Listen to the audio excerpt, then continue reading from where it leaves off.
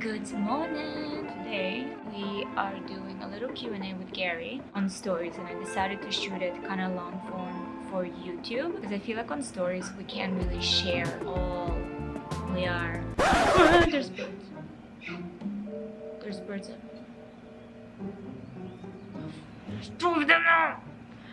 Gary. These little a-holes come here every morning in groups, and they're not scared of humans. They literally fly right beside you and land right beside you. And if you guys know me, you know I don't do birds, okay? I don't do birds. You're not gonna ruin my Q&A. See, now they're totally gonna ruin my Q&A. I can do it, Valeria. I can do it. Woman, you give birth to 3 kids. You're facing challenging situations every day. These are just birds. Now there's 3! No, Maya!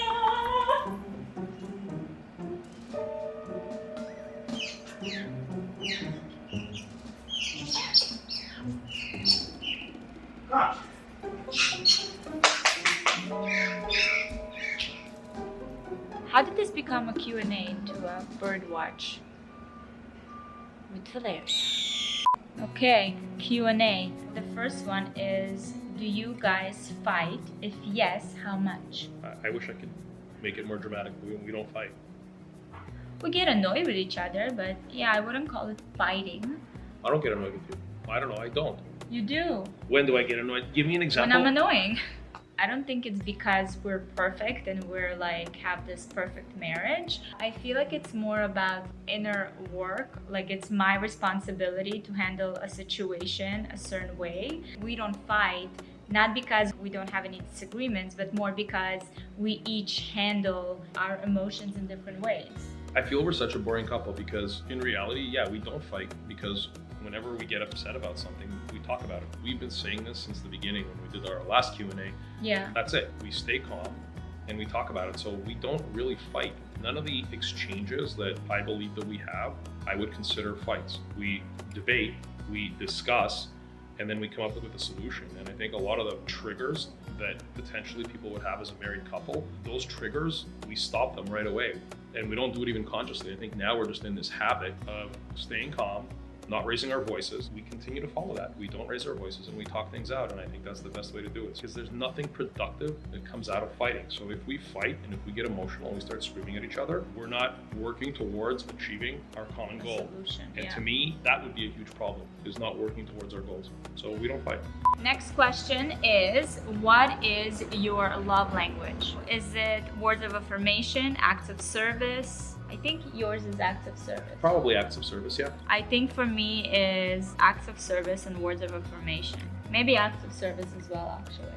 Okay. I don't think I talk too much about my feelings. Do I talk about my feelings a lot? Sometimes. I notice you do these little things like you'll point out that I should wear a hat. Silly little things like that. To me, that's an act of service. It shows me that you care to make sure that I'm okay, that I don't burn my bald head. It's things like that that to me show me that you love me. I do love your bald head. Next question is, how do you make important decisions together? I'm very long-winded and descriptive, so I state what the choices are. I then state what my opinions are in a very concise manner. You respond with your opinions on the matter. We weigh out the pros and cons and we make our decision. People overcomplicate it because people bring ego into those decision making, which is completely unnecessary. I have no ego in it. I just care about getting to the best result. I think taking the ego out of the equation helps a lot to reach a place where we both have the same wants and needs. I don't care if I'm right. I care that we are successful. That's important for everybody to take that away. I don't care if I'm right. I care if we are successful. Right. That's it, period. I love that answer. Next question, how did you meet and was it love at first sight? Well, we met at a friend's dinner party. That was the first time we met, and I was in a relationship back then. It wasn't really like our official meeting. We just got introduced to each other. And then I think a year passed and we saw each other in another event and then another event. And then the third time I saw you. You fell in love with me? No. The second time you hit on me and I wasn't. I didn't hit on you. I said, hey, do you want to hang out? I didn't really say yes or no. And then the third time is when I actually was living in New York and I came to visit my mom. She opened like a restaurant, so I threw like a little party there and invited just like a bunch of people. And Gary was brought to the party by a friend. Then we talked a little bit and you were like, hey, where's your boyfriend? And I was like, oh, there's no boyfriend. And he didn't attack, no. And that's how we met. I love at first sight. I mean, not at first sight because I saw you first time a while back, but I did remember him. He did left an impression on me, which obviously says a lot. For me, love is something that happens once you learn a little bit more about the person. With love, I think a lot of people confuse love with passion or things like that, and that's all great and does happen as well within love, but love to me is a whole other sphere of things. When did you fall in love with me? Probably right before I told you I loved you at that company event. I don't know, was it love at first sight?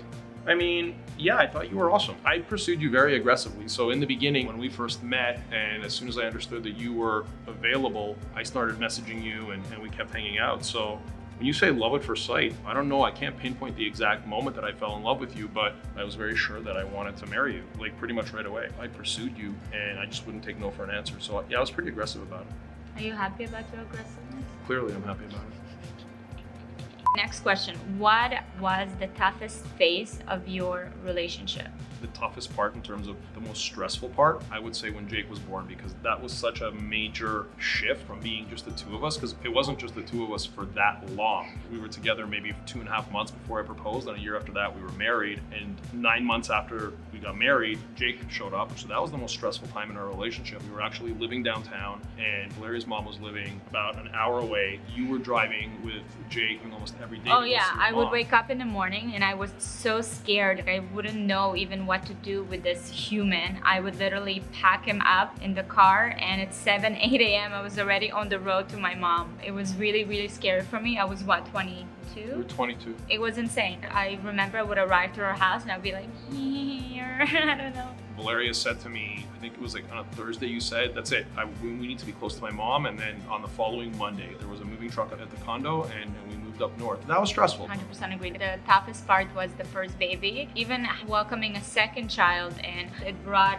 another factor into our lives. I think with Max, it wasn't necessarily that we were stressed out, it was just like the logistics of it all, right? Of just like all of a sudden having like a third baby with kind of our schedule and all that stuff. That was a little frazzling. That was still less stressful than when Jake was born. That's and true. We were downtown, just the three of us. Right, that was so scary. Wow.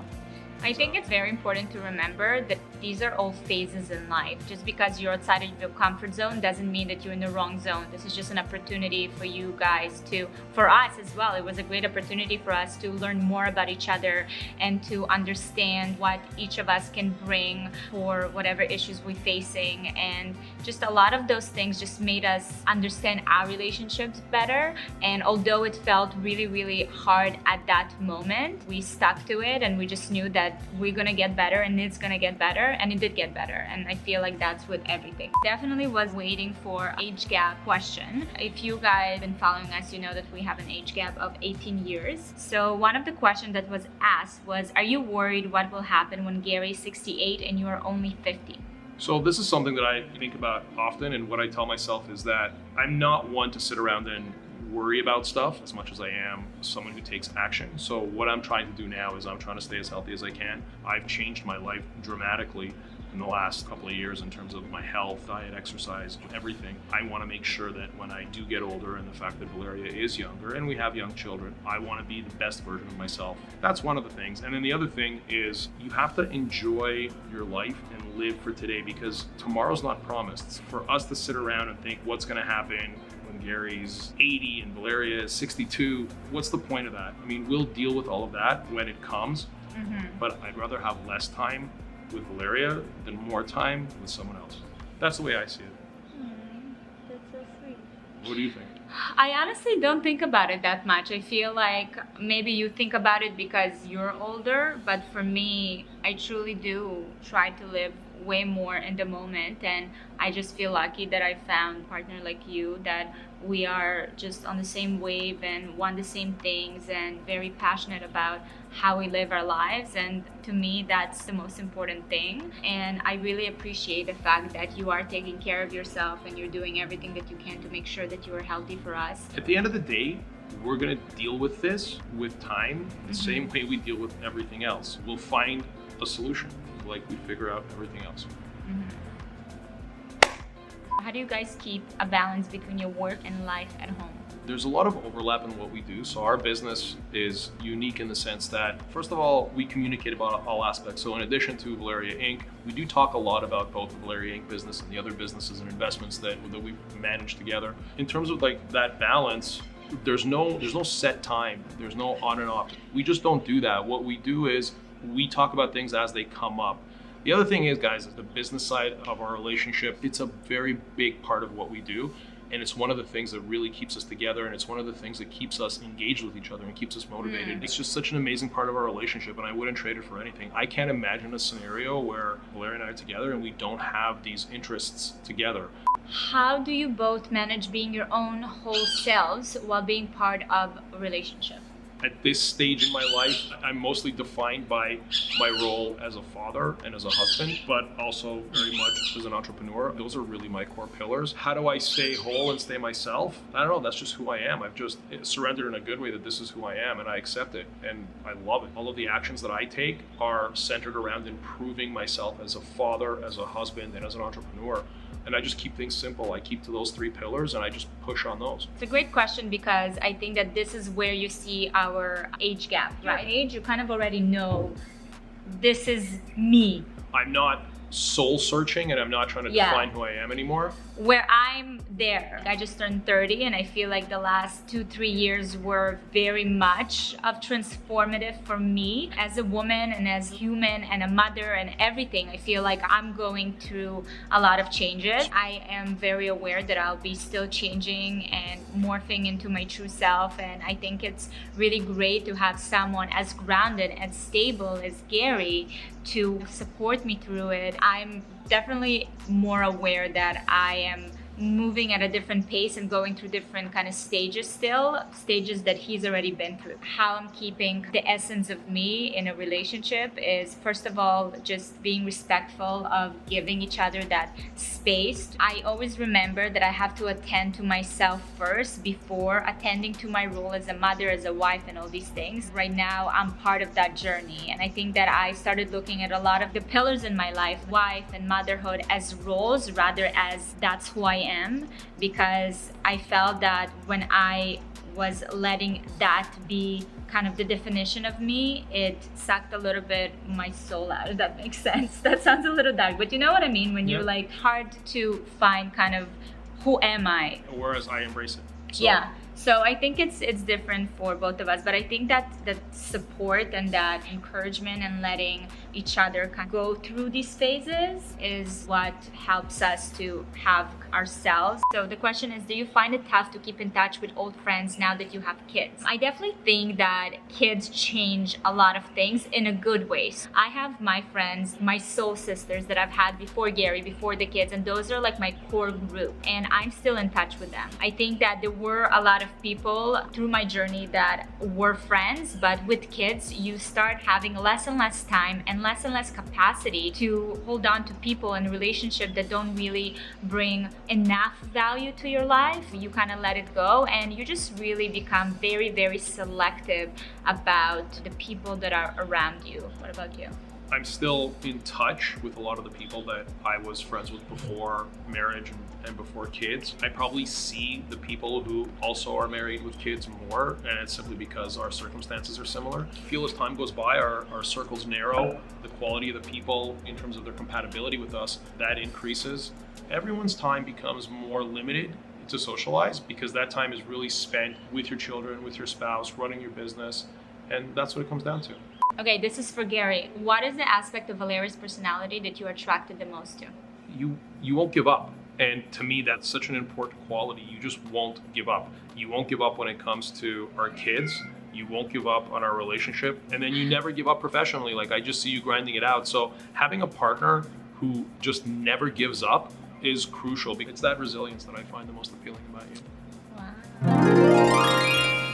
Is being successful really important? Yes, being successful is really important. Look, it's important to us. It doesn't have to be important to everyone, but I really want to convey what being successful means. And being successful isn't just about making like a ton of money. Being successful is about health. It's about amazing relationships with the people that matter in your life. It's about business as well. It's about knowledge, everything, every part of life. Being successful is important, because the way I see it is that we have this one life and we have our X amount of years to live. If you're not gonna just squeeze the most that you can out of life, then what's the point? And yeah, to me, being successful is super, super important. Agreed. What are the main values you try to instill in the boys? So for me, it's among many things, but one of the things that popped up on this trip is being fearless. So as an example, we went into the jungle the other day, we went on ATVs, and we stopped at this waterfall. And when we got there were some local teenagers who were jumping at the top of this waterfall, and it was about 3 or 4 meters high. Jake saw this was going on, and Jake said to me, "Papa, are you gonna jump?" I couldn't say no to him, right? I couldn't say no to him. So I went and I jumped, and I was really scared. But then the scary part was when Jake said to me, "Papa, now I want to do it." And that was really scary. And I had to make a decision right then and there. If I was to say to him, "No, Jake, you can't," my fear, because he's 7 years old, that me not having faith in him to go and make that jump would result in him potentially not believing in himself and being scared for the rest of his life. So even though I was scared for his safety, I said, "Okay, let's do it." And we went up there and we got to the edge of the waterfall, and it was slippery and wet and it was dangerous, and I was holding on to him. I was scared, and he looked back at me and he was really calm about it. He said, "Papa, I think this is a bad idea." So he was fearless enough to go up there, but then he was smart enough to understand that this is not the right move for him. So I was really proud of him that day. I love that story. I think for me it's very important that they are kind. I think that it's important that they are resilient. I think it's important for me that they have self-awareness. I think that's, to me, the most important. Okay guys, the kids just woke up, so we're heading off to hang out with them. Hope you all have an amazing day. Thank you so much for all your questions that were sent through my Instagram. If you have any other questions, you can comment in the comment section and we'll try to answer them all. Sending you lots of love. Bye. Bye guys, thank you.